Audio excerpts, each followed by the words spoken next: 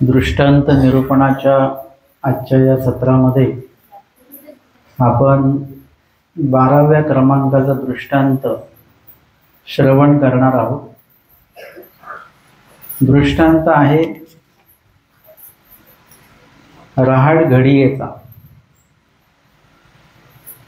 या आधीच्या दृष्टांतामध्ये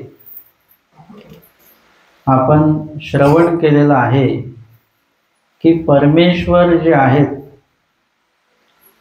परमेश्वर जीवाला सकळ दातृत्व करतात आणि या जन्म मृत्यूच्या बंधनातून मुक्त होईल जीव, अशा प्रकारचं ही दातृत्व परमेश्वर करत असतात।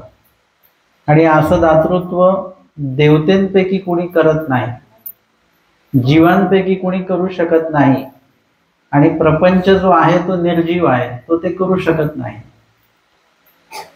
मग आपण जसं पूर्वी प्रकरण आपण बघितलेलं आहे, पूर्वी प्रकरणामध्ये सांगितले की जीवाचे जे काही सुख दुःखापासून जी मुक्तता आहे, मुंचन जे आहे ते कशापासूनच होऊ शकत नाही। एके परमेश्वरी विन, एका परमेश्वराशिवाय या जीवाची दुःखापासून मुक्तता कुणी करू शकत नाही। आणि असा जो काही लाभ आहे तो लाभ परमेश्वरापासून होत असतो, हे आपण हिरेखाणियाच्या दृष्टांतातही बघितलेलं आहे। आणि वेवाच्या दृष्टांतामध्ये पाहिलं की एसना लाभ जाणून परमेश्वराच्या बाबतीमध्ये इतका मोठा लाभ आपल्याला प्राप्त होऊ शकतो किंवा होतो, किंवा अनेकांना तो लाभ झालेला आहे हे माहिती असून देखील जीव काय करतो, अल्पची मागती। म्हणजे आपल्याला देवाकडनं काही महत्त्वपूर्ण असं मागता आलं पाहिजे, परंतु ते अल्पची मागती। जसं लहान मुलगा आहे, त्याला आपण हे केलं की काय पाहिजे सांग तुला, तर तो काय मागेल, चॉकलेटच मागेल, त्याच्या वेगळं तो काही मागणार नाही। अर्थातच अजून कोणी समजदार असेल त्याला मागितलं तर त्याच्यापेक्षा काहीतरी मूल्यवान मागेल तो। म्हणजे जेवढी तुमची ज्ञानाची समज जास्त असते तेवढं तुमचं जे काही तुम्ही मागता त्या मागण्यामध्ये सुद्धा काही फरक असतो। आणि काही कळत नसेल आपल्याला तर मग आपण परमेश्वराकडनं मागत असताना किंवा परमेश्वर देत असताना आपण अल्पची मागती, म्हणजे जे आपल्याला काही वेळापुरतंच पुरणार आहे, कायमस्वरूपी पुरणार नाही आहे, असंच काहीतरी आपण मागून बसतो। आणि म्हणून वेवाचा दृष्टांत आपण बघितलेला आहे। आणि पुढे रहाड घडियेचा दृष्टांत स्वामी सांगतात, ते काही मागावे असे। म्हणजे वेवाच्या दृष्टांतामध्ये काय केलेलं आहे त्यांनी, विषय व्यवहार जो आहे तो मागितलेला आहे, जो नाशिवंत तर आहेच पण दुःखदायक देखील आहे। प्रपंच कसा आहे, दुःखदायक आहे की सुखदायक आहे, आता आमच्यापेक्षा तुम्हाला जास्त माहिती गृहस्थ मंडळींना कसं आहे। मग समाप्तीला दीक्षा कोण कोण घेते सांगा, लगेच तयारी आहे आपली। प्रपंच दुःखदायक आहे हे स्वामींनी सांगितलेलं आहे। आणि स्वामींच्या त्या शब्दांचा अनुभव तुम्हाला आम्हाला सगळ्यांना आहेच। आता आम्हाला कसं आहे, तुमच्यामुळे आहे। कारण की जे पण मंदिरामध्ये येतात, आश्रमात येतात, ते काही लीळा वगैरे काही विचारत नाही, ते काही ना काही संसारातलं दुःख सांगत असतात। जेवढे लोक येतात, गरीबही येतात ते तेच सांगतात, श्रीमंत येतात ते पण तेच सांगतात। गरीबाच्या घरी पण प्रपंचात दुःखच आहे, श्रीमंताच्या घरी पण प्रपंचात दुःखच आहे। मग आम्हाला आमच्या स्वामींच्या वचनाचा अनुभव येतो।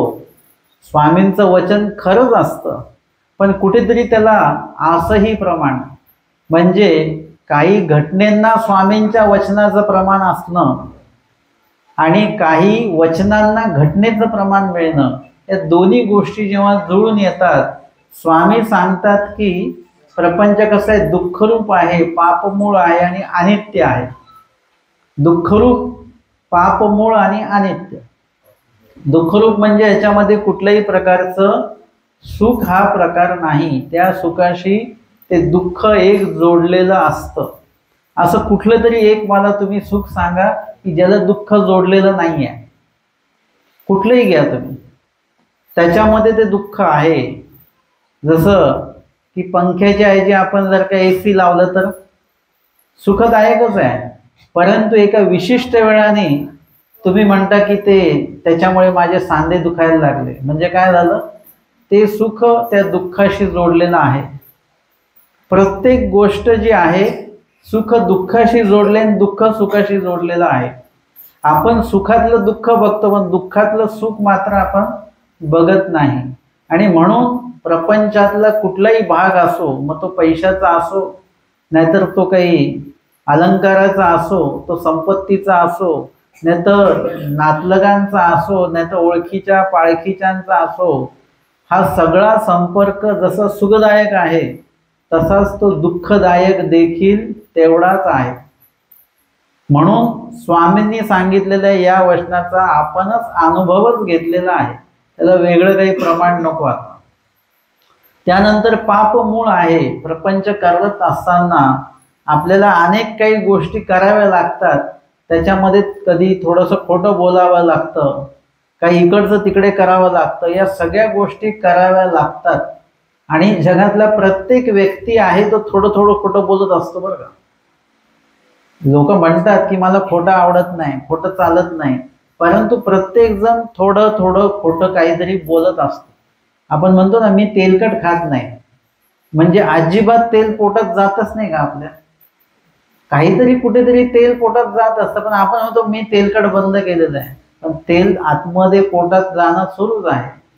तसं आपण थोडं थोडं खोटं बोलत असतो, इकडचं तिकडे करत असतो, आणि त्याच्यामुळे काय होतं? पापाची निष्पत्ती त्याच्यामध्ये होत असते. कधी कधी पुण्याची निष्पत्ती करण्यासाठी जी काही धावपळ करतो त्याच्यातही पापाची निष्पत्ती होतेच. गोमटं परमेश्वराच्या संबंधित योग्यता मिळवण्यासाठी आपण जे काय करतो त्याच्यामध्ये पण अयोग्यता लागतेच. अधिकार घडवण्यासाठी जे काही आपण विधिविधान करतो त्याच्यातही अनधिकाराचा थोडा अंश असतोच. म्हणजे आपण कुठलीही क्रिया करत असताना आमचे स्वामी सांगतात क्रिया उभय रूपा. प्रत्येक क्रिया जी आहे त्या दोन्ही गोष्टी प्राप्त करून देते, सुख आणि दुःख, पाप आणि पुण्य, योग्यता आणि अयोग्यता. आणि म्हणून संसार कसा आहे? पाप मूळ देखील आहे, म्हणजे पापाचं मूळ आहे. तर संसार करत असताना कुठे ना कुठे काही ना काही पापजनक क्रिया देखील करावी लागते आणि पुण्यजनक क्रिया देखील आपल्याकडनं होत असते. दुःखरूपता पाप मूळता. आता ठीक आहे, हे जेवढं काही दुःख आपण प्रपंचातनं घेतो आहोत किंवा प्रपंचामध्ये आपण काही दोषजनक करतो आहोत, पाप जोडून घेत आहोत, असू दे नका म्हणा, परंतु तो प्रपंच तर नित्य आहे की नाही? नित्य प्रपंचासाठी सगळं करता येतं. स्वामी सांगतात अनित्यता म्हणजे प्रपंचामध्ये अनित्यता देखील आहे. नित्यता हा प्रकार प्रपंचामध्ये नाही. तुम्ही कितीही महागडी वस्तू आणा, ती काही एका दिवसाने खराब होऊ शकते. किती महागडा तुम्ही कपडा आणा, तो काही दिवसांनी तो खराब होऊन जात असतो, तो जुना होत असतो. किती महागडे तुम्ही अलंकार करा, सोन्याचा भाव आता वाढलेला आहे, आता तुम्ही अलंकार करा आणि कदाचित उद्या तुम्हाला कळेल की सोन्याचे भाव खाली आले बरं का. म्हणजे नित्यता त्याच्यामध्ये नाही आहे, अनित्यता आहे. एखादी व्यक्ती आपल्याशी चांगलं बोलते आहे तर किती दिवस चांगलं बोलेल सांगता येत नाही. अनित्यता म्हणजे त्याच्या बोलण्याचा भाव बदलू शकतो बरं का. तो आपली निंदा सुद्धा करायला, आपण म्हणू आतापर्यंत चांगला होता तो आणि माझी निंदा कसं काय करतो, कारण की ती अनित्यता आहे. त्याचं तुम्हाला दुःख नाही झालं पाहिजे, कारण तुम्हाला आधीच माहिती आहे की अनित्यता आहे. जसं उन्हाळ्यामध्ये जर का भाजी विटली तर तुम्ही काय म्हणता? दुःखी होता का तुम्ही? तुम्ही लक्षात घेता, थोडंसं दुःख होतं, पण हे पण लक्षात घेता की आता काय आहे, उन्हाळा सुरू आहे, भाजी तापवली नव्हती मधल्या टप्प्यामध्ये म्हणून भाजी खराब झाली. म्हणजे ही अनित्यता आहे. ती अनित्यता प्रपंचाची एकदा लक्षात आली की मग त्याविषयी तुम्हाला दुःख नाही झालं पाहिजे. स्वामींनी माहिती त्यासाठी दिलेली आहे. आणि म्हणून एकीकडे परमेश्वरापासून काय प्राप्त होतं हे आम्हाला कळालं, देवतेंपासून काय प्राप्त होतो, जीवापासून काय प्राप्त होतं, प्रपंचापासून काय प्राप्त होतं, ते सर्व आम्हाला याद्वारे, निरूपणाद्वारे, लीळेद्वारे, वचनाद्वारे, दृष्टांताद्वारे आमचे स्वामी आम्हाला हे सर्व सांगत आहेत. आणि हे सगळं सांगत असताना केवळ दृष्टांतात आलंय, वचनात आलंय म्हणून तुम्ही काही खरं मानणार नाही, कारण वास्तविक तुम्ही त्या गोष्टींचा अनुभव घेतलेला आहे आणि म्हणूनच तुम्हाला ते 100% खरं वाटणार आहे आणि खरं वाटणारच आहे ते. आणि हे सर्व आपल्याला एका बाजूला ठेवायचं आहे. जीव, देवता, प्रपंचापासून मिळणारं नाशिवंत जे आहे ते एका बाजूला ठेवा आणि परमेश्वरापासून जे भेटणार आहे ते नित्य आहे. आमचे स्वामी सांगतात परमेश्वराचे सकळ काय आहे, नित्य आहे. एकदा ते दिलं की ते दिलं. आणि अनित्य कशाला म्हणतात आणि नित्य कशाला म्हणतात याचा आपण फरक लक्षात घेऊया. की नित्य म्हणजे काळत्रयी ज्याचा नाश नाही, म्हणजे भूत, भविष्य, वर्तमान त्याला नाशच नाही. काळे आणि उपाये न नसे ते नित्य. कालांतराने किंवा उपायाने जे नासल्या जात नाही त्याला नित्य म्हणतात. आणि काळांतराने म्हणा किंवा उपाय केल्याने म्हणा जे नासल्या जातं त्याला अनित्य असं म्हटलं जातं. आता आपल्या घरातल्या वस्तूंची, पदार्थांची यादी करा की काय काय नित्य आहे आणि काय काय अनित्य आहे. सगळ्या यादीमध्ये फक्त अनित्य पदाचीच यादी पूर्ण असणार आहे. नित्य तुम्ही जर का तुमच्या घरामध्ये शोधलं तर काहीच भेटणार नाही. आरशात जर का बघितलं हे तरी नित्य असेल. म्हणजे काय, आरशात काय बघणार तुम्ही, स्वतःचा देह बघाल, हे तरी नित्य असेल. आणि हे जन्मापासून आपल्या सोबत आहे ते सुद्धा नित्य नाही, त्याच्यामध्ये पण बदल होतो आहे. आता आपण तरुण आहोत, एका विशिष्ट वेळाने ते शरीर सुरकुत्या पडलेलं असणार आहे. म्हणजे ते शरीर सुद्धा कसं आहे, अनित्य आहे. त्याच्या दशा नित्य नाहीत, अनित्य आहेत. आणि अजून एका अर्थाने की हे शरीर आज आपल्या सोबत आहे, आपण याच्या सोबत आहोत, एका विशिष्ट वेळाने आपण वेगळे होणार आहोत आणि हे शरीर वेगळं राहणार आहे. म्हणजे ते लक्षात येईल कधी, मृत्यू झाल्यानंतर आपला आत्मा असा बाजूला होईल आणि कळेल की हे शरीर इथेच पडलेलं आहे बरं का. म्हणजे नित्य आपण आहोत, शरीर मात्र नित्य नाही. जीवाचं स्वरूप नित्य आहे, प्रपंचाचं मूळ जे स्वरूप आहे कारण ते नित्य आहे. देवतेचं स्वरूप जे आहे मूळ ते नित्य आहे आणि परमेश्वराचं जे स्वरूप आहे ते नित्य आहे. जीव, देवता, प्रपंचाचं स्वरूप जरी नित्य असलं समजा मूळ, तरी त्यांच्याकडनं मिळालेलं दातृत्व मात्र नित्य नाही. या बाबतीमध्ये परमेश्वराचं वेगळेपण असं आहे की परमेश्वर देखील नित्य आहेत आणि त्यांच्याकडनं मिळणारं दातृत्व देखील नित्य आहे, ते अनित्य नव्हे. आणि अशा पद्धतीने आपल्याला परमेश्वराकडनं काय काय मिळणार आहे इत्यादी सर्व ज्ञानाच्या द्वारे माहिती पडल्यानंतर जीवाने परमेश्वराकडनं महत्त्वपूर्ण जे आहे ते मागितलं पाहिजे. आपण वेवाच्या दृष्टांतात बघितलं, कोण प्रसन्न झालेला,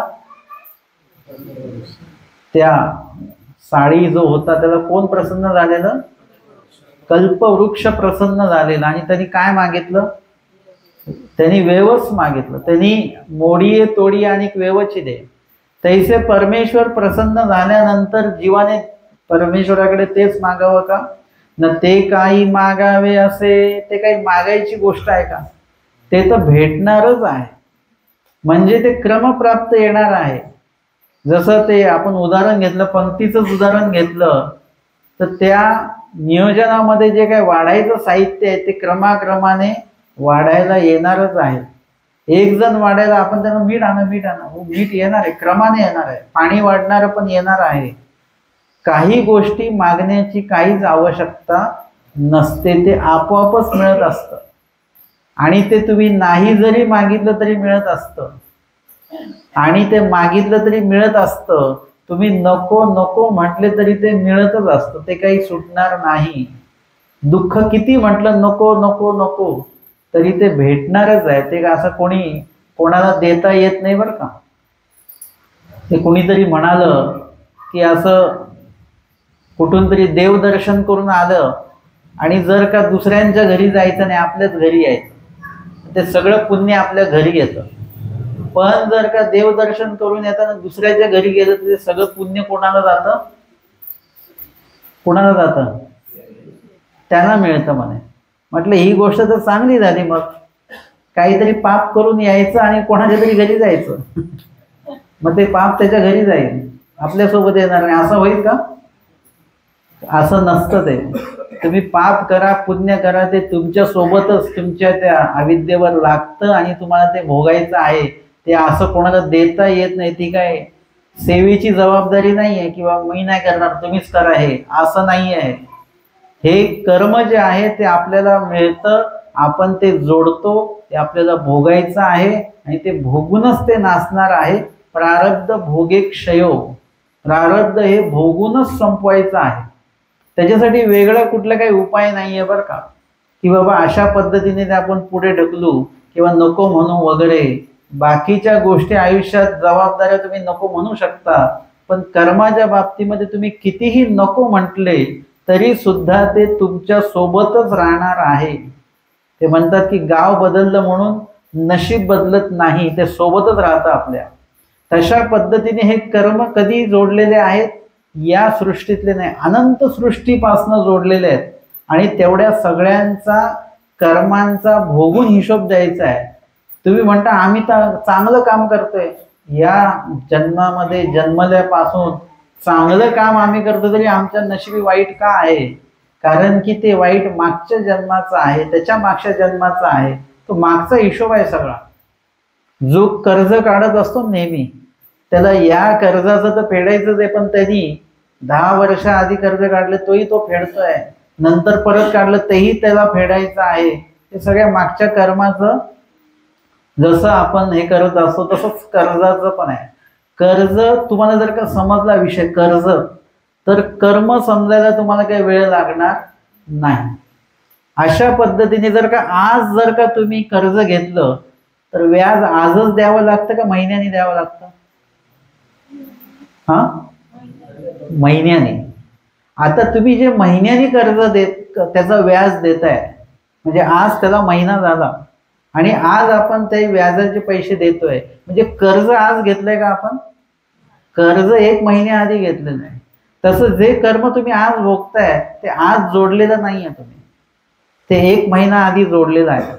किंवा जे कर्म तुम्ही आज भोगताय या जन्मामध्ये, ते तुम्ही या जन्मामध्ये जोडलेलं नाहीये, ते मागच्या जन्मामध्ये कधीतरी ते जोडलेलं आहे. ते क्रमाक्रमाने ते भोगायचं आहे. ते भोगता भोगता म्हणजे कर्म एवढे जोडलेले आहेत आपण. जसं आता मी जर का म्हणालो की इथे आलेले सगळे लोक हुशार आहेत, चांगले आहेत बरं का, तुम्ही एकाच वेळेला खुश झाले सगळे, एकाच वेळेला मला चांगले कर्म लागले एकाच वेळेला. आता ह्याच्या उलट पण समजून घ्या बरं का तुम्ही. दुसरं उदाहरण काय असेल, मी म्हटलं की इथे जमलेले सगळे लोक वाईट आहेत, तर एका क्षणात तुम्ही सगळे दुखावले जाणार आणि एका क्षणात अनंत पापरूप कर्म मला लागतील. असे कर्म म्हणून कधी कधी आपल्या मागे दुःखाचा क्रम सुरू होतो, एका मागे एक दुःख, एका मागे एक दुःख. हे आपण असं एकत्रितपणे ते जोडलेलं असतं, म्हणून एकत्रितपणे ते आपल्याला मिळतं. जसं ते आम्हाला अनुभव येतो, कुठे जेवायला गेलो की ताट छोटं आणि पदार्थ भरपूर. एका ठिकाणी आम्ही गेलो, 4 भाज्या सुक्या, 2 भाज्या, वरण आणि बाकीचे एवढे पदार्थ त्याच्यामध्ये की जेवढी जागा ताटातही नाही आणि पोटातही नाही.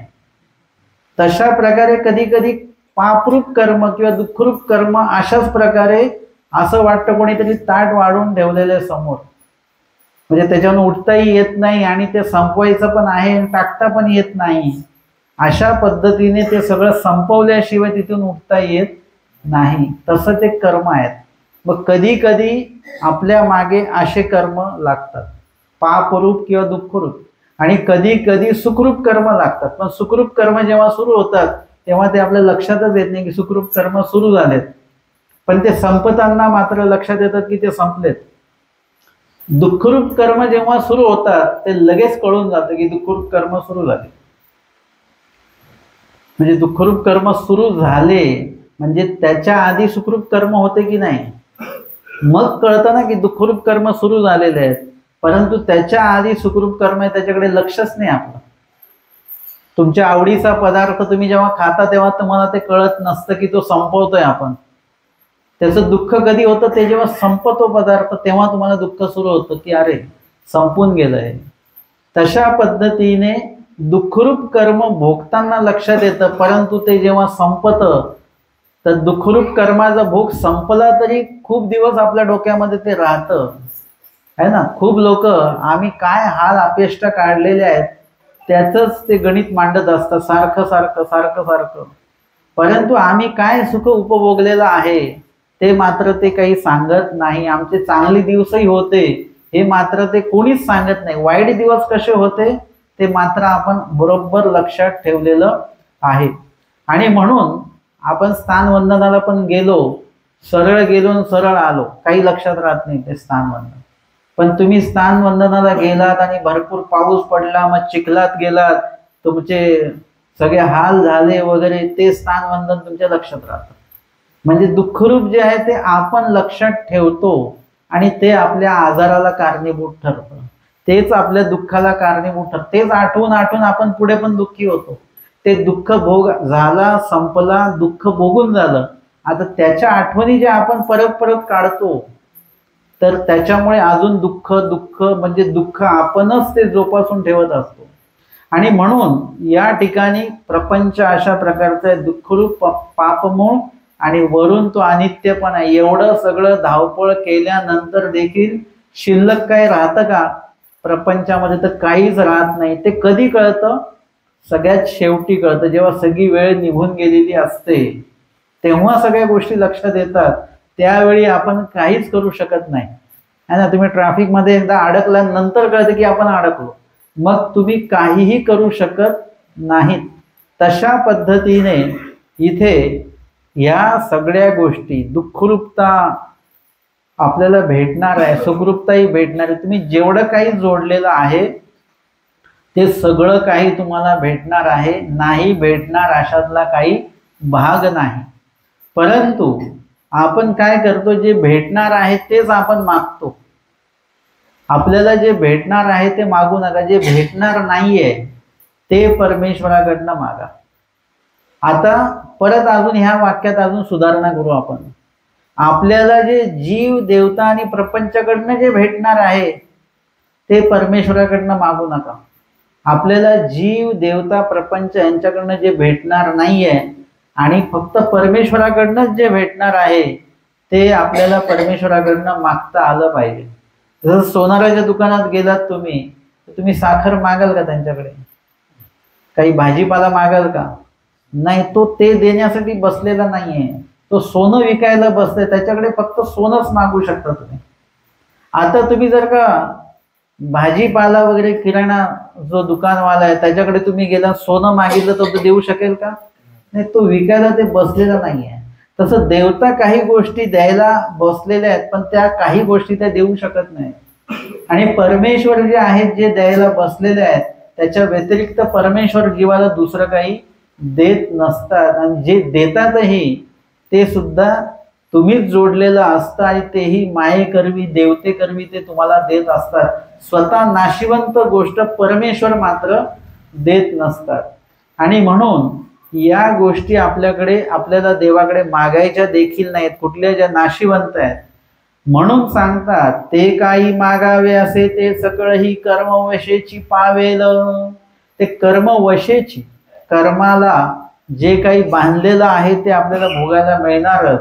जैसा राड घडियेचा, राड घडियेचा दृष्टांत स्वामींनी सांगितलेला आहे आणि तो माहीमभट्टांना सांगितलेला आहे. डोमेग्राम या ठिकाणी माहीमभट्ट आणि स्वामींची प्रथम भेट झालेली आहे. माहीमभट्ट हे षडशास्त्र संपूर्ण कर्मराटीचं जेवढं काही ज्ञान होतं त्या ज्ञानापैकी बहुतांशी भाग त्यांनी प्राप्त केलेला होता. म्हणजे त्या काळातले एकदम विद्वान पंडित म्हणून माहीमभट्टांची ओळखी होती. आणि पूर्ण जेवढे काही ज्ञानी विद्वान त्यांना भेटले त्यांच्याशी चर्चा करून माहीमभट्टांनी त्यांना हरवलं. स्वतः जिंकले आणि त्याच्यामुळे काय झालं, त्यांना हळूहळू अहंकार प्राप्त होत गेला. म्हणजे ज्ञान झालं की अहंकार जो आहे तो आपोआपच आपल्याला मिळत राहतो, है ना. तुम्ही कपडे घेतले की पिशवी फ्री मिळते ना, नाही भेटली तर ती मागून घेत असतो आपण. तशा पद्धतीने ज्ञान भेटले की त्याच्याबरोबर अहंकार सोबतच असतो. मुळात ज्ञानासोबत अहंकार नसतो बरं का. अहंकार हा मुळातच आपल्यामध्येच असतो, तो ज्ञानासोबत नसतो. आपल्यामध्ये जर का अशा काही गोष्टींची वाढ झाली की आपला अहंकार लगेच डोकं काढायला लागतो, है ना. जसं आपण काहीतरी आपल्याकडे प्राप्त झालं की आपण ताठ मानेने राहतो की नाही, असं वाकत नाही. ती ताठ मान आपल्या सोबतच असते ना, फक्त ती ताठ होऊन जाते अशी, मग आपण कोणापुढे वाकत नाही वगैरे. म्हणजे अहंकार मुळातच आपल्या सोबत आहे. काही चांगल्या गोष्टी प्राप्त झाल्या की आपला अहंकार लगेच वरती डोकं काढत असतो. तशा पद्धतीने माईमभट्टांची अवस्था झालेली आहे. आणि म्हणून आधीच्या काळापासनं असं सगळ्यांनाच असं ज्ञान दिलं जात नव्हतं. लोक म्हणतात आधी आम्हालाही कोणी सांगितलं नाही. का नाही सांगितलं, त्याच्या मागचं कारण आहे की ज्ञान झाल्यानंतर लगेच आपल्यामधला अहंकार जागा होतो. कारण की आपण फक्त ज्ञान घेतो, त्याचं आचरण करत नाही. हा आपला जो मुद्दा आहे हा लक्षात घ्या. तुम्ही जेही ज्ञान घेता त्याचं जर का तुम्ही आचरण केलं तर तुम्हाला त्याचा अहंकार येणार नाही. कारण जेव्हा पण तुम्ही ज्ञानाचं आचरण कराल तुमच्या लक्षात येईल की आपण पुरेपूर आचरण करू शकत नाहीये. तुमचं ते राहील की याच्यापेक्षा आपल्याला चांगलं आचरण करायचंय. जोपर्यंत चांगलं आचरणच होत नाहीये तोपर्यंत विनम्रता राहील. आणि ज्या दिवशी योग्य 100% आचरण साधल्या जाईल त्या दिवशी अहंकार येण्याचा कुठला प्रश्नच राहत नाही. त्या दिवशी तर आपण जास्त विनम्र असणार आहे. कारण इथे येण्यासाठी किती कष्ट करावे लागले आणि इथे येऊन लगेच शून्य व्हायला पण वेळ लागणार नाही. ही सगळी जाणीव त्या आचरणयुक्त ज्ञानीला असते. आणि नुसतंच ज्ञानी असेल तर मात्र अहंकार त्याच्यासोबत तुम्हाला दिसणार म्हणजे दिसणार. आणि आचरणयुक्त जर का ज्ञानी असेल तर त्यांच्याकडे तुम्हाला अहंकार नावाचा भाग दिसणार नाही अजिबात. आपले बाबा होते आश्रमात, मोठे दुतोंडे बाबा. म्हणजे कधी, आता आम्ही पण गेलो, मी 2दा-3दा भेटलो बाबांना, प्रत्येक वेळी बाबांच्या डोळ्यामध्ये अश्रू. का तर साधनवंत भेटत नाही सहजासहजी. तुम्ही मला भेटायला आलात, मला खूप बरं वाटलं असं बाबा बोलायचे. म्हणजे त्यांच्याकडे आचरण युक्त ज्ञान होतं. आणि ज्ञानयुक्त आचरण असल्यामुळे एवढी मोठी व्यक्ती असून मी समजा एकदमच छोटा वयाने म्हणा किंवा सगळ्याच गोष्टींनी, परंतु तरी देखील बाबांना असं कमीपणा नाही वाटला. असं माझ्यासोबत नाही, सर्वांसोबतच बाबांचं असं वर्तन होतं. म्हणजे हे काय आहे, ज्ञानयुक्त आचरण असल्याचा फरक तुम्हाला लगेच तिथे दिसणार आहे. म्हणून तुम्ही सुद्धा ज्ञान घेत असाल हरकत नाही, परंतु त्याचं आचरण देखील थोडं जेवढं जमेल तेवढं करण्याचा प्रयत्न जर केला तर तुमच्या लक्षात येईल की आपल्याकडे अहंकार नाही. आणि तो अहंकार येऊ द्यायचा नाही. तो माईमभट्टांमध्ये आला आणि त्यांना असं वाटायला लागलं की या संपूर्ण विभागामध्ये माझ्यासारखं ज्ञानी कोणीच नाही. आणि म्हणून त्यांचे जे कोणी मामा होते, गणपत आपयो त्यांचे मामा पण होते, त्यांचे सासरे पण होते आणि त्यांचे गुरु पण होते. कोण? गणपत आपयो. आणि त्यांनी गणपत आपयांना विचारलं की इथे कोणी असं आहे अजून कोणी ज्यांच्याशी मी चर्चा करू शकेल वगैरे. तेव्हा गणपत आपयो जे आहेत ते त्यांचे मामा आहेत म्हणून नाही, ते त्यांचे सासरे आहेत म्हणून नाही, तर त्यांचे ते गुरु पण होते. तर गुरु असल्यामुळे त्यांना असं वाटायला लागलं की माझ्या शिष्यामध्ये जो अहंभाव आलेला आहे तो कमी झाला पाहिजे. एखाद्या वेळेस नातलगांच्या लक्षात येत नसतं, वडिलांच्या लक्षात येत नसतं, सासऱ्यांच्या लक्षात येणार नाही, मामाच्या लक्षात येणार नाही, परंतु गुरुच्या मात्र लक्षात येतं. कारण गुरु शिष्याला वेगळ्या पद्धतीने घडवत असतो. त्याच्यातले दोष काढून टाकण्याची प्रक्रिया गुरु करत असतात. ती जागा त्याला ज्ञानाने भरून काढण्याची जी काही क्रिया आहे ती गुरु करत असतात.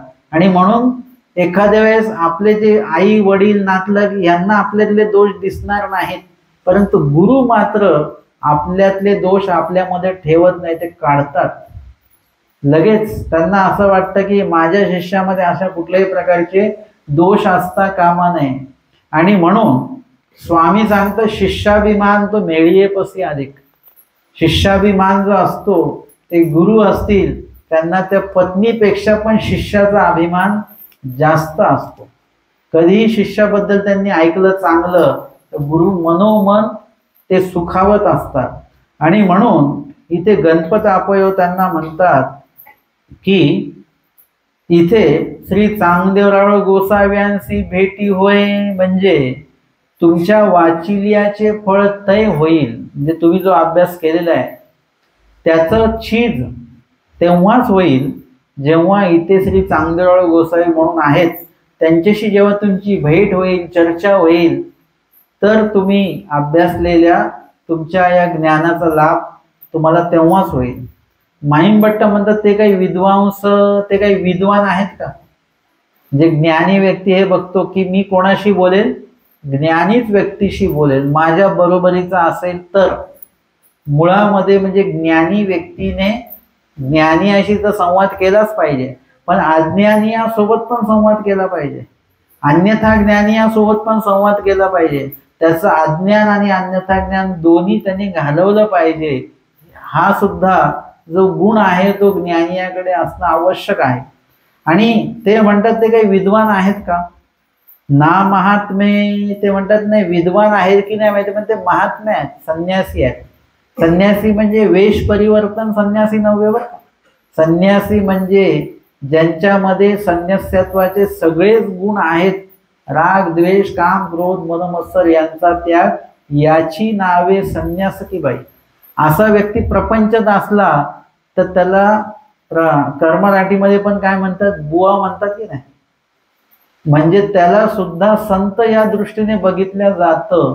राग द्वेष काम क्रोध इत्यादी नसणं म्हणजे तुमच्या संन्यासी आयुष्याची ती सुरुवात आहे. मग ती प्रपंचातनं असो तर वेश परिवर्तनानंतर असो. आणि ते म्हणतात ते महात्मे आहेत. काही शास्त्र जाणती, काही शास्त्र वगैरे जाणतात का? ते मा जाणती की नेणती ते नेनो, ते मराठीत अनवार बोलत असती. आता गणपत अपयव बोलतायत. आता ही लीळा घेताना पहिल्यांदाच मला असं लक्षात येतं की ते म्हणतात की ते काही शास्त्र जाणतात की नाही जाणतात हे मला माहिती नाही. म्हणजे का नाही माहिती? कारण की गणपत अपयवांनी स्वामींसोबत कधी शास्त्र चर्चा केलेली नसावी. म्हणजे एखाद्या विषयी आपण एखाद्याशी चर्चा नसेल केली तर आपण म्हणू काय माहिती, त्यांना माहिती की नाही माहिती, कधी विषय आमचा काही निघालेला नाही. परंतु जर का चर्चा झाली असती तर ते म्हणाले असते हो ते शास्त्र जाणतात, परंतु ते म्हणतात की काही माहिती नाही. बरं, दादोस जेव्हा ते म्हणतात भटोबास, त्यांना भटोबासांच्या हातात तलवार आहे, म्हणजे तो काळ आहे भटोबासांचा, आणि ते म्हणतात की तुमच्यापासनं स्थिती आनंद होतो असं आम्ही ऐकलंय. तेव्हा दादोस घाबरतात. आपण हो म्हणावं यांना आनंद नाही झाला, हे तलवार यांच्या हातामध्ये आहेच. त्यांनी सावधतेची भूमिका घेतली. ते म्हणाले माझ्यापासनं होईल पण नाही पण होईल, पण आमच्या स्वामींपासनं मात्र नक्की होतं. म्हणजे स्वतःवरचं जो काही संकट आहे ते त्यांनी टाळलं आणि स्वामींचं नाव घेतलं. त्यामध्ये मात्र विश्वास आहे, कारण त्यांना हे माहिती आहे की स्वामींपासनं स्थिती आनंद होतो. हा अनुभव त्यांनी घेतलेला, उगाचच ते बोललेले नाहीये. तशा पद्धतीने गणपत अपयवांच्या मुखी मात्र विश्वासात्मक शब्द दिसत नाहीत. ते म्हणतात की ते शास्त्र काही जाणती का नेनती ते नेनो, पण ते मराठीत वानवार बोलत असती. म्हणजे स्वामींसोबत संस्कृतमध्ये कधी चर्चा त्यांनी केलेली नाही किंवा कुठल्या विषयावर चर्चा केलेली नाही. ते महात्मे आणि वरी मराठी बोलतात. ती माईंभट्टामध्ये ते महात्मे आहेत आणि ते मराठी बोलतात. जसं आत्ताचा क्लास 1 ऑफिसर असेल आणि तो मराठी बोलतो, इंग्लिश येत नाही का त्याला, म्हणजे त्याला इंग्लिश आली पाहिजे तर तो मोठा ऑफिसर. तसं आधीच्या काळामध्ये संन्यासी असणं आणि गुरु असणं म्हणजे त्यांनी संस्कृत बोललं पाहिजे, ते मराठी बोलतात.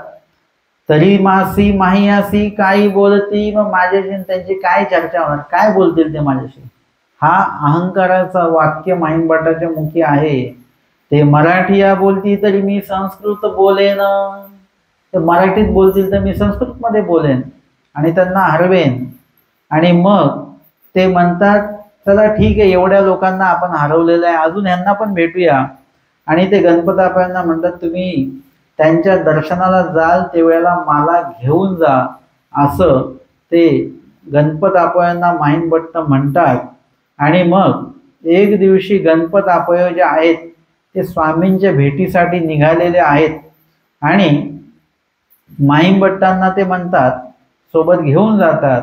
आणि सोबत जात असताना माहिमभट्ट काही ना काही आता तिथे जाऊन काय बोलायचंय काय नाही ह्याच्यात चिंतन करत असतात. जसं आता मी पण इथे येतो, तर इथे येईपर्यंत माझं ते चिंतन सुरू असतं की काय बोलायचं आहे, कुठला विषय आज, म्हणजे हे सगळं मनन चिंतन सुरू असतं.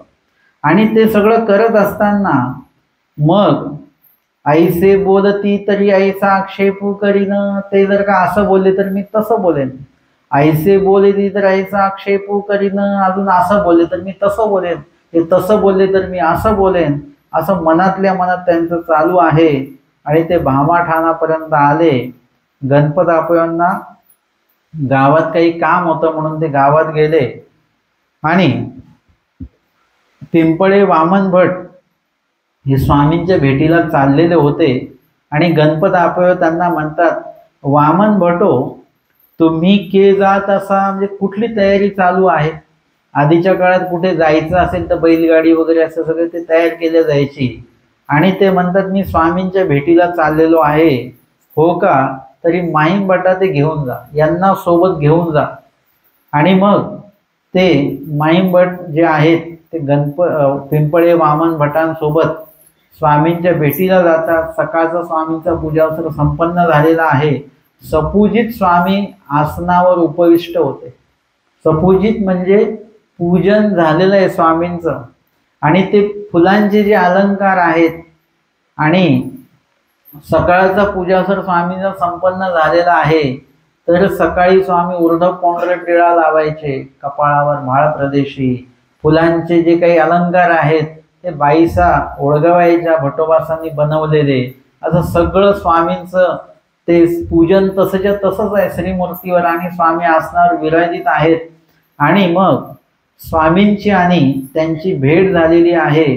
भितरीला ओट्यावरी पूर्वाभिमुख स्वामींना आसन आहे. राजमठ डोमेग्राम वंदन आपण केलेलं आहे. डोमेग्रामच्या मठाच्या ओट्यावर स्वामींना आसन आहे. आणि गोसाव्यांचा श्रीकंठी गळदंडा, श्रीमुखी तांबोळ, भाळ प्रदेशी चंदनाचा आडा, ऐसे देखिले, असं सर्व स्वामींचं पूजन झालेलं आहे.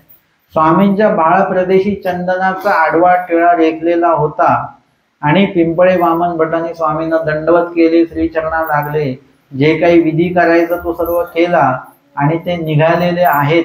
पण माहिमभट्ट जे आहेत ते स्वामींना बघितलं, त्यांनी ते बघत राहिले. पुढे काय बोलायचं आहे, काय तयारी करून आले ते सगळं ते विसरून गेलेले आहेत.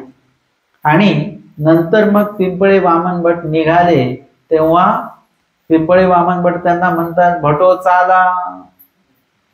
तेव्हा माहिमभट्ट त्यांच्याशी काहीच बोलत नाहीत. आणि माहिमभट्टो चाला ते उगेची, माहिमभट्ट उगेच, कारण स्वामींकडे ते बघत राहिलेले आहेत. सगळं काही भान हरपून गेलेले आहेत. स्वामी माहिमभट्टांच्या मार्फत स्वामी म्हणतात तुम्ही तव चाला. ते पिंपळे वामन भटांना म्हणतात तुम्ही पुढे व्हा. यांना या असो आवडेल तव असती, यांना जोपर्यंत थांबायचं आहे तोपर्यंत ते थांबतील. माहिमभट्ट थांबलेले आहेत, गेले नाहीत. आपणही मंदिरात येतो कुणासोबत तरी, है ना. आता आपल्याला बसायचं असतं मंदिरामध्ये स्मरण करत, बरं वाटतं. पण आपल्या सोबतची व्यक्ती निघाली की मग आपण म्हणतो का त्यांना तुम्ही पुढे व्हा, आम्ही थोडं स्मरण वगैरे करून येतो. आपण लगेच त्यांच्यासोबत निघतो. मुळामध्ये म्हणजे आपल्याला ज्या ठिकाणी काही धर्मकार्य प्राप्त झालं, आपल्या सोबतची व्यक्ती जरी थांबत नसेल तरी त्यांना जाऊ द्या. पण आपण मात्र ते धर्मकार्य आपल्याकडनं शक्य असेल विधी शक्य असेल तर तो आपण पूर्ण करूनच निघाला पाहिजे. घरी जाऊन तर काही वेगळं काही नाही आहे, परत तेच कामं आहेत तुमची दिवसभरातली. पण ज्यावेळी तुम्हाला असं वाटलं की थोडं शांत बसलं पाहिजे मंदिरात, तर त्यावेळी तुम्ही बसू शकता. एरवी आपल्याला वाटेल नाही वाटेल, पण ज्यावेळी वाटेल त्यावेळी मात्र आपण ध्यान साधनेमध्ये आपण स्वतःला समाविष्ट करून घेता आलं पाहिजे आपल्याला. आणि मग पिंपळे वामन भट जे आहेत ते निघून गेलेले आहेत. बघा, जर का परमेश्वर पाहिजे असतील, परमेश्वराशी बोलायचं असेल, परमेश्वराने सांगितलेलं समजून घ्यायचं असेल, तर काही जे आलिंबनं असतात ते तुम्हाला काढून टाकावी लागतात. म्हणजे तिकडे गणपत आपय त्यांच्या सोबत आलेत, पण स्वामींपर्यंत ते यांच्या सोबत आलेले नाहीयेत. त्यांचं गावामध्येच कुठेतरी काम निघालंय, ते काम आटपून ते नंतर येणार आहेत, परंतु ते आल्याचा परत काही उल्लेख नाही. आणि पिंपळे वामन भटांसोबत हे आलेले आहेत, तर त्यांनाही स्वामींनी पाठवून दिले. आता कोण राहिलं एकटं? माहीम भट्ट एकटेच राहिलेले आहेत. आता जेव्हा तुम्ही एकटे असता तेव्हा तुमचं आलिंबन निघून जात असतं, है ना. प्रवासामध्ये जर का तुम्ही एकटे असाल तर प्रवासाचा आनंद एक वेगळा असतो, आणि जर का परिवार सोबत असेल तर त्याचं एक दुःख तुमच्या सोबत असतं बरं का. सगळे असल्याचा आनंदही असतो आणि थोडंसं दुःख पण असतं सोबत. तसं तुम्ही मंदिरामध्ये आश्रमामध्ये येता तेव्हा तुम्ही कदाचित एकटे असाल तर तुम्ही थोडे स्वतंत्र असता. सोबत सगळे असतील तर कोणी विचारलं की चहा घेणार का, तुम्ही म्हणत ते सगळ्यांना विचारावं लागेल. परतंत्रता आहे. तुम्ही एकटे असाल तर तुम्ही लगेच निर्णय देऊ शकता. तुम्हाला थांबायचं थांबू शकता, निघायचं तर निघू शकता, सेवा करायची तर सेवा करू शकता. तुम्ही तुमचे निर्णय घेण्याअर्थी तुम्ही स्वतंत्र असता जेव्हा तुम्ही एकटे असता. म्हणून स्वामी सांगतात एकला विजया, म्हणजे स्वतः काही गोष्टी योग्य की अयोग्य हे तुम्हाला वैयक्तिक तुम्हाला कळालं पाहिजे, आणि त्याच्या संदर्भात जे निर्णय आहेत ते पण तुम्हाला वैयक्तिक घेता आले पाहिजेत. चांगले निर्णय जे आहेत ते लोकांना विचारून घ्यायचे नसतात, ते स्वतःला तुम्हाला कळाले पाहिजेत की हा निर्णय योग्यच आहे. आणि माहीम भट्ट जे आहेत त्यांनी तो निर्णय घेतलेला आहे की पिंपळे वामन भट गेले तर जाऊ द्या. ते लगेच त्यांच्या मागे गेले नाहीत, ते थांबलेले आहेत. त्यांनी निर्णय घेतला की नाही आपण थांबूया. आणि मग स्वामींनी त्यांना प्रश्न केलेले आहेत, त्या प्रश्नांची माहीम भट्टांनी उत्तरं दिलेली आहेत. आणि असे प्रश्न उत्तर सुरू असताना तर माहीम भट्टांना स्वामींनी काही प्रश्न केलेले आहेत. त्याच्यामधला पहिला प्रश्न आहे, म्हणजे सुरुवात चर्चा झाली की आत्यंतिक संस्कृती छेद होय ऐसी काही प्रतीती आत. तुम्ही एवढा अध्ययन केलं तर त्या अभ्यासामध्ये कुठेतरी तुम्हाला या जीवाची जन्म मरणापासून मुक्तता होईल अशा प्रकारचं तत्व तुम्ही कुठे वाचलं का? कायमस्वरूपी मुक्त होईल त्या जीव त्याच्यातनं. तेव्हा माहीम भट्ट स्वामींना उलट बोलतात थोडंसं. ते म्हणतात तुम्ही आम्हाला विचारतायत तुम्ही इतक्या दिवस काय केलं, म्हणजे ही गोष्ट तुम्हालाच नाही माहिती अजून. मुळात स्वामींनी तो प्रश्न त्यांना माहिती आहे की नाही आहे यासाठी केलेल्या, स्वामींना तर सर्व माहितीच आहे. कधी कधी असं असतं की आम्ही तुम्हाला प्रश्न केला आणि त्याचं उत्तर तुम्ही काय देताय याच्यावरून कळतं की तुमचा ज्ञान स्तर काय आहे किंवा तुमचं अभ्यास स्थिती काय आहे, तुम्ही कुठल्या इयत्तेमध्ये आहात हे लक्षात येत असतं. तुमच्या प्रश्न करण्यावरून लक्षात येत नसतं बरं का. कारण की कधी कधी तुम्ही जो प्रश्न करता तो कोणीतरी तुम्हाला केलेला असतो आणि तो तुम्ही आम्हाला करता. मग कोणी जर काय विचारलं बाबा या वचनाचा अर्थ काय, आम्ही विचारतो त्याच्या आधीचं वचन कुठलं आहे, ते म्हणतात काय माहिती. म्हणजे तो प्रश्न तेवढ्यापुरता तेवढा आलेला आहे. सगळ्या वचनामध्ये या वचनाचं उत्तर पुढच्या वचनात आहे, पुढच्या वचनाचं उत्तर त्याच्या पुढच्या वचनात आहे. अर्थातच सगळ्याचं उत्तर त्या क्रमामध्ये आहे. क्रमाने जर का आपण आलो, एकदम दुसरी इयत्तेला असलेल्या मुलाला 9वीचा अभ्यास दिला त्याला नाही समजणार. त्याची 8वी झाली असेल तर 9वीचा अभ्यास समजेल, 9वी झाली असेल तर 10वीचा अभ्यास समजेल. म्हणजे हे क्रम आहे. त्या क्रमानुसार आपण जर का अभ्यास करत आलो तर आपल्याला खूपशा विषयांचा उलगडा त्याच्यामध्ये होत राहतो. आणि म्हणून माहीम भट्ट जे आहेत, माहीम भट्ट एकदम स्वामींना हे करतात. आपला विषय सुरू आहे की गुरुजी आपल्याला कधी कधी प्रश्न करत असतात. आमच्याकडे शहाद्याचे मोठे दादा ओळखता का तुम्ही सगळे? त्यांची पोथी होती उल्हासनगरला, जवळजवळ 93-94ला. मग त्याच्यामध्ये काय व्हायचं की काही अभ्यासू लोक प्रश्न करायचे, त्याची उत्तरं दादा त्यांना बरोबर द्यायचे. पण काही लोक मग ते प्रश्न करायचे तर दादा त्यांना तपासायचे की याच्या आधीचं वचन माहिती आहे का तुम्हाला? नाही. ते म्हणायचे की उद्या मग ते वचन पाठ करून ये किंवा ते पूर्ण प्रकरण पाठ करून या, म्हणजे आपण जो प्रश्न वचन विचारतो त्याच्या आधीचं वचन माहिती असलं पाहिजे, आपल्याला त्याचा अर्थ माहिती असला पाहिजे वगैरे इत्यादी ते तपासायचे. आणि तपासल्यामुळे काय होतं की त्या शिष्याचा जो काही स्तर आहे तो गुरूंच्या लक्षात येतं, म्हणजे त्यांना आता कुठल्या शब्दांमध्ये तो विषय सांगायचा हे लक्षात येत असतं. प्रश्न कोणाचा आहे? लहान मुलाचा आहे का? लहान मुलाला त्याच्या शब्दात उत्तर द्यावं लागेल. मोठ्या व्यक्तीचं आहे त्याच्या प्रश्नात उत्तर द्यावं लागेल. किती अभ्यास झालेला आहे त्यानुसार त्याला त्याचं उत्तर द्यावं लागेल. आणि म्हणून स्वामींनी जो प्रश्न माहीम भट्टांना केला, माहीम भट्टांचा अहंकार मध्येच आला की तुम्ही जर का आम्हाला प्रश्न विचारता तर तुम्ही इतके दिवस काय केलं. आणि यावर माहीम भट्टांचं ते बोलणं बाईसांनी ऐकलं आणि बाईसा त्यांना थोडंसं अपशब्द जे आहेत बाईसांचे ते बाईसा बोलतात, आमचे स्वामी बाईसांना थांबवतात वगैरे.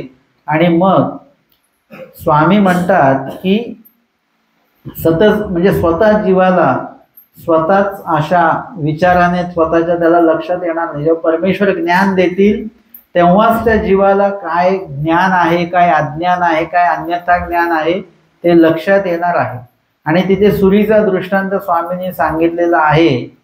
आणि अशा पद्धतीने अजून काही दृष्टांताचं निरूपण स्वामींनी त्यांना केलेलं आहे. सोबतच पूर्वी प्रकरणाचं निरूपण स्वामींनी माहीम भट्टांना प्रथम भेटीमध्ये केलेलं आहे.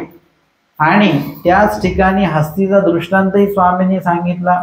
आणि पहिल्याच भेटीमध्ये माहीम भट्टांना जीवेश्वर भाव जो उमटलेला आहे, म्हणजे स्वामींनी त्यांना निरअहंकार केलेला आहे, अहंकार रहित करून टाकलं. कारण की ज्ञान घ्यायचं असेल तर अहंकार असून चालत नाही, तो बाजूला करावा लागतो. म्हणून आपण काय म्हणालो की निरूपणाच्या आधी काय करायचं? 2 दंडवत घालायचे. 2 दंडवत घालणे म्हणजे काय आहे? विनम्र होणे, देवाला प्रार्थना करणे त्याच्यातनं. आणि त्या ठिकाणी आपल्याला परस्मरण देखील करायचं, अजून विनम्र व्हायचं, देवाला विनंती करायची. विनंती करणारा माणूस कधी विनम्र असेल तरच तो विनंती करू शकतो. जो व्यक्ती विनम्र नाही तो व्यक्ती विनंती करू शकत नाही. आता आम्हाला काही लोक दंडवत करणारे असतात, दंडवत बाबा आहे ना, हा टोल कसा आहे की ते दंडवत करताय की दम देतात हेच लक्षात येत नाही. म्हणून दंडवत करताना आपण कसे असले पाहिजे? विनम्र असलं पाहिजे. आणि विनम्रता ही शरीरामध्ये पण असली पाहिजे, मनामध्ये असली पाहिजे, शब्दांमध्ये पण असली पाहिजे, तुमच्या हावभावामध्ये पण ती असली पाहिजे. आणि ती विनम्रता कुठेतरी माहीम भट्टांची नव्हती. आमच्या स्वामींनी त्यांच्याशी चर्चा करून त्यांच्याकडे असलेलं ज्ञान ते किती अपूर्ण आहे आणि पूर्ण काय आहे हे स्वामींनी कुठेतरी त्यांच्या लक्षात आणून दिलं. आणि माहीम भट्टांचं ते लक्षात आलं. हे ज्ञानियाचं लक्षण आहे, म्हणजे समजदार व्यक्तीचं लक्षण आहे की आपण कुठेतरी कमी आहोत, हे लक्षात आपल्याला आलं पाहिजे. आणि हे खूप वेळा येतं बरं का लक्षात. भांडण करताना लक्षात येतं की आपण कमी पडतोय, पण आपण काय करतो, जेव्हा आपण कमी पडायला लागतो भांडणात तेव्हा आपण आवाज वाढवून टाकतो आणि आपण स्वतःला सिद्ध करायला बघत राहतो. पण ज्या ठिकाणी आपण अपूर्ण आहोत, अधुरे आहोत, तिथे आपण आपली चूक मान्य केली पाहिजे. आणि माहीम भट्टांच्याकडे हा जो काही एक गुण आहे आपल्याला बघायला मिळतो की त्यांनी ते मान्य केलेलं आहे की आपल्याकडे असलेलं कुठेतरी अधुरं वाटतंय आपल्याला. स्वामी जे सांगतायत ते कुठेतरी पूरक वाटतं आहे, हे माहीम भट्टांच्या लक्षात आलं. अहंकार रहित झाले, शांत बसले. आणि मग स्वामींनी त्यांना पूर्वी प्रकरणाचं निरूपण केलं. तोपर्यंत त्यांना निरूपण केलेलं नाही, पूर्वी प्रकरणाचं निरूपण नाही केलं. म्हणजे आता फक्त चर्चा झाली, साधक बाधक.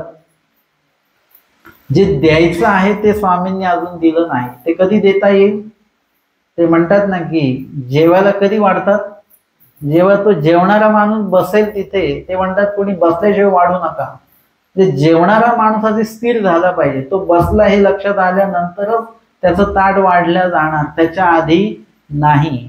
तशा पद्धतीने माईमभट्ट स्थिर झालेले आहेत, ग्रहण करण्याची क्षमता तयार झाली. अहंकारामुळे सगळे द्वार बंद होते, निरअहंकार झाल्यामुळे ते द्वार आता उघडे झालेले आहेत आणि आता ते शांत झाले. ऐकणारा माणूस कधी शांत असला पाहिजे. तो चल विचार करत असेल, तो इकडे तिकडे बघत असेल किंवा त्याचे विचारचक्र इकडे तिकडे चालू असतील तर देणारा देऊ शकत नाही, घेणारा घेऊ पण शकत नाही. म्हणून ते स्थिर व्हायचं असतं. म्हणून निरूपणाच्या आधी स्मरण का करायचं आहे, ते पण कसं, डोळे बंद करून. कसं स्मरण केलं पाहिजे, डोळे बंद करून स्मरण केलं पाहिजे. आपण डोळे उघडे ठेवून स्मरण करू शकत नाही, ध्यान साधनेत आपण जाऊ शकत नाही.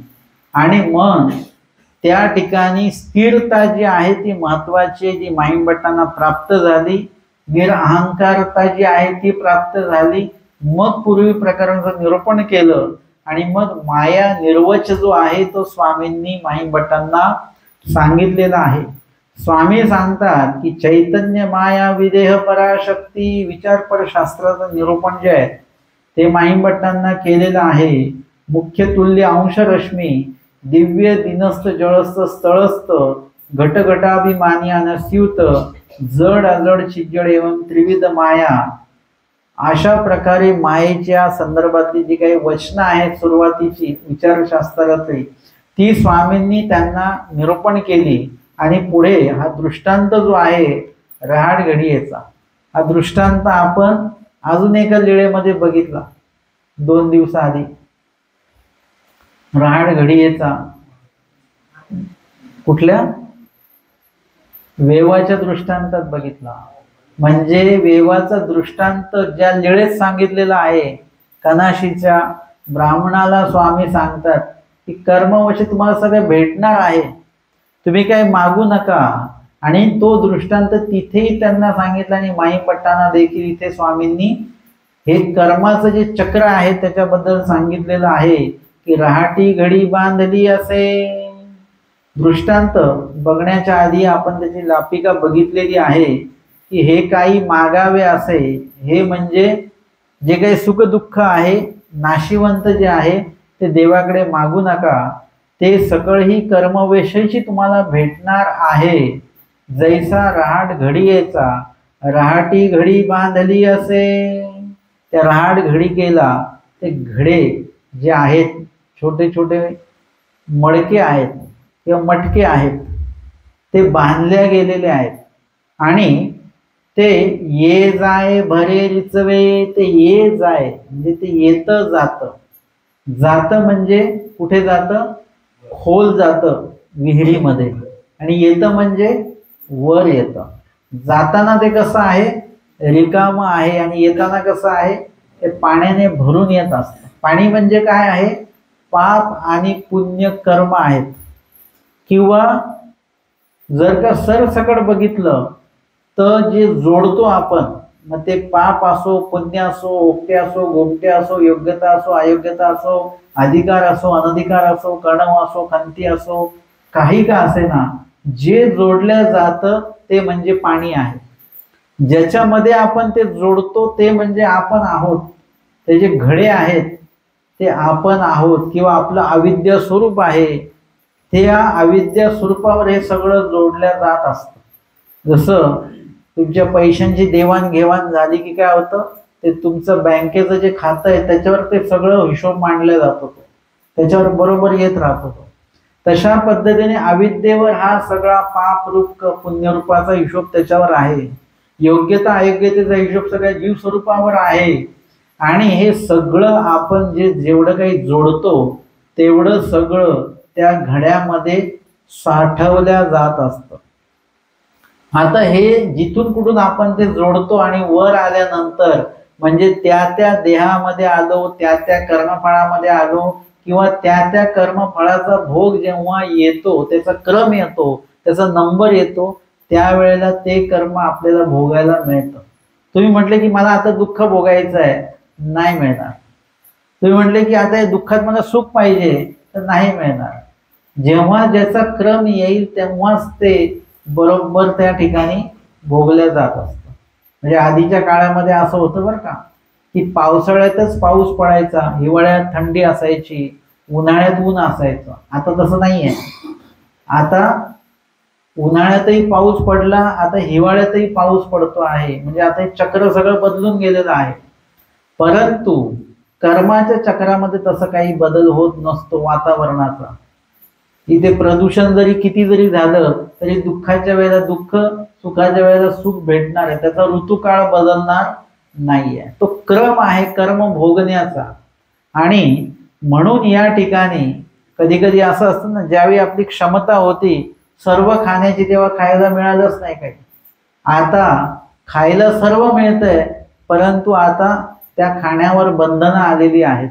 अशा पद्धतीने इथे एक कर्म जे भोग आहे, जेवढे काय आपण जोडतो तेवढे आपल्याला सगळे ते भोगावे लागतात. ये जाय भरे रिचवे, हा क्रम तुमचा आमचा सगळ्यांचा चालू आहे की आपण कर्म जोडतो, ते कर्म भरून ते घड्या सगळं वर येतात घडे, आणि ते वर आल्यानंतर रिचवल्या जातात. म्हणजे ते रिकामे होतात. रिकामे झालेले घडे परत खाली जातात विहिरीमध्ये, त्या पाण्यामध्ये भरून परत वर येतात. अशा प्रकारे कर्म आपण जोडतो ते भोगतो, ते जोडतो ते भोगतो. जी जागा रिकामी होते ती परत कर्माने भरून निघते. अशा प्रकारे कर्म जोड भोग, जोड भोग, हेच कर्म आपला सतत सुरू आहे. तसं मी ते अलीकडे उदाहरण देत असतो.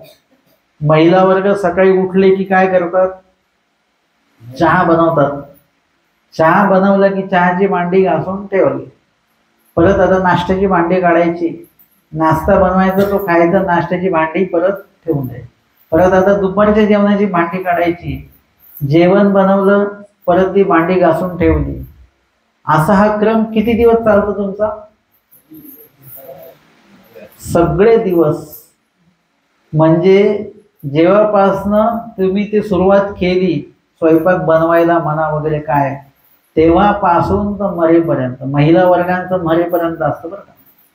ते बिछाण्यावर जरी असले तरी ते सांगतात सुनबाईंना हे करा ते करा. म्हणजे महिला वर्गाचं ते आजारी जरी असतील तरी सुद्धा देखील त्यांचं काम मात्र सुटत नाही. मनातल्या मनात त्यांचं चालू राहतं, ते भांडे घासले का, ते हे केलं का, ते केलं का. म्हणजे हे सतत चालू आहे आणि तोच क्रम आहे, त्याच्यामध्ये वेगळा कुठलाही बदल नाही. आपल्याला कधीच वाटत नाही की याच्या वेगळं काहीतरी आयुष्य असावं आपलं, की काही दिवस का होईना याच्यातनं आपण बाहेर पडावं. मग त्या महिला वर्ग पदयात्रेला जातात, स्नान करायला जातात. तेवढ्या वेळ त्यांना बरं वाटतं की नाही, त्याच्यातनं आपण बाहेर पडलो. परंतु जेव्हा तुम्ही ते सगळं आठवून परत घरी यायला निघता तेव्हा परत तुम्हाला सगळं तसंच की आता घरी जाऊन हे करायचंय ते करायचंय. म्हणजे ही राहाटी घडी बांधली असे ते ये जाय भरे रिचवे. म्हणजे काही कर्म आपल्या आयुष्याला अशी बांधलेली आहेत की त्याच्यातनं तुम्ही वेगळे होताच येत नाही तुम्हाला. ते सतत त्याच्यामध्येच आपण अडकलेलो आहोत. पुरुष वर्गाचं तसंच आहे. सकाळी उठलं की नोकरीला जायचं, परत संध्याकाळी यायचं, परत सकाळी उठायचं, नोकरीला जायचं. म्हणजे हे क्रम सुरू आहे. शेतकरी वर्गाचाही तसाच एक क्रम सुरू आहे. प्रत्येक जगातल्या प्रत्येक मनुष्य देहाचा तरी आपण धरूया, तो एक क्रम त्यांचा ठरलेला आहे. आणि अशा प्रकारे यामध्ये आपण जे जोडतो ते आपल्याला भोगायला मिळत असतं. म्हणून परमेश्वराकडे या गोष्टी मागू नका. जेही तुम्ही मागाल त्याहीपेक्षा जे तुम्ही जोडलेलं आहे तेच तुम्हाला पुन्हा पुन्हा मिळणार आहे. ते कधी घरी काही गोड बनवलेलं नसतं, पण ते कोणी विचारतं काय पाहिजे, तर ते जेवणारे म्हणतात काहीतरी गोड पदार्थाचं नाव घेतात, आम्हाला हे पाहिजे. आता ते मुळात बनवलेलंच नसतं. तो वाढणारा वाढू शकतो का काही नाही. तो वाढणारा काय म्हणेल, तुम्हाला जे आतमध्ये बनवलेलं ते सांगा, त्यापैकी काय पाहिजे ते सांगा, जे नाही ते मागू नका असं तेही सांगतात. तसं जे तुम्ही जोडलेलं नाही ते मागू नका, आणि जे जोडलेलं आहे ते मागण्याची आवश्यकता नाही. असा दृष्टांत स्वामींनी सांगितलाय. त्याचा सिद्धांत बघूया. तैसा हा जीव चैतन्य बांधला असे, तो स्वर्गा जाय नरका जाय मोक्षा जाय कर्मभूमी क्रिया करी.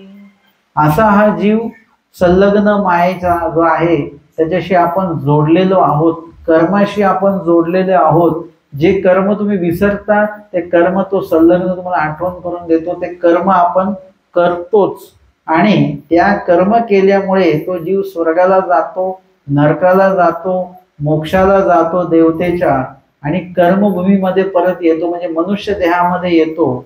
मनुष्य देह म्हणजे कर्म जोडण्याचं एक माध्यम आहे, तो एक भाग आहे की ज्याच्यामध्ये आपण कर्म जोडतो आणि त्यामध्ये आणि इतर कर्मफळात जाऊन ते कर्म आपण भोगून ते नाचतो. मनुष्य देहात जे जोडलेलं आहे ते कर्म फळ किंवा तो भोग तुम्हाला नरकातही घेऊन जातो, स्वर्गातही घेऊन जातो, देवता प्राप्तीलाही घेऊन जातो, आणि तोच मनुष्य देहातलं उत्तम कर्म जे आहे ते आपल्याला परमेश्वराकडे पण सुद्धा घेऊन जाऊ शकतं. असं आजच्या सत्रातील या 12व्या रहाट घडिकेच्या दृष्टांतामध्ये श्रवण करत असताना आपण उत्तरार्ध 133 क्रमांकाची जी लीळा आहे, माहीम भटांना स्वामींनी बोधदान केलेलं आहे, त्या लीळेतला काही भाग आपण या ठिकाणी चिंतनाने श्रवण केलेला आहे. दंडवत